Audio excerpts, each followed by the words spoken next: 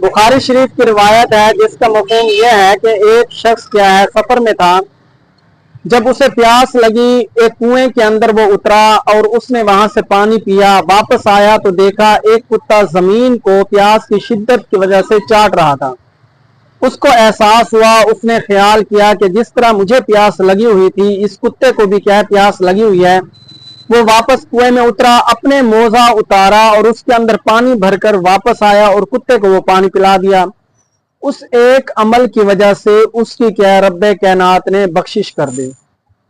अब ये क्यों हुआ?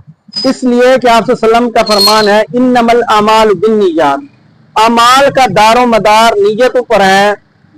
लिकुल्ल इम्रिइन मा नवा, और जो शख्स जैसे नीयत करता है वैसा ही पाता है।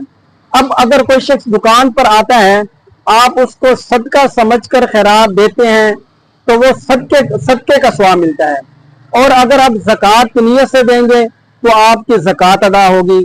तो जो शख्स जैसी नीयत करता है उसको वैसा अमल क्या है, वैसा अजर मिलता है। तो जो औरतें घर के अंदर खाना पकाती हैं, पकाना तो वैसे ही होता है। अगर वो बिस्मिल्लाह करके शुरू करें और ये नियत करें कि मैं अपने खामद की खिदमत के लिए बना रही हूँ, और वो क्या है इससे तवानाई हासिल करके नमाज पढ़ेगा, अल्लाह के नेक काम करेगा, तो उसको इस नीयत की वजह से क्या सवाब मिलेगा।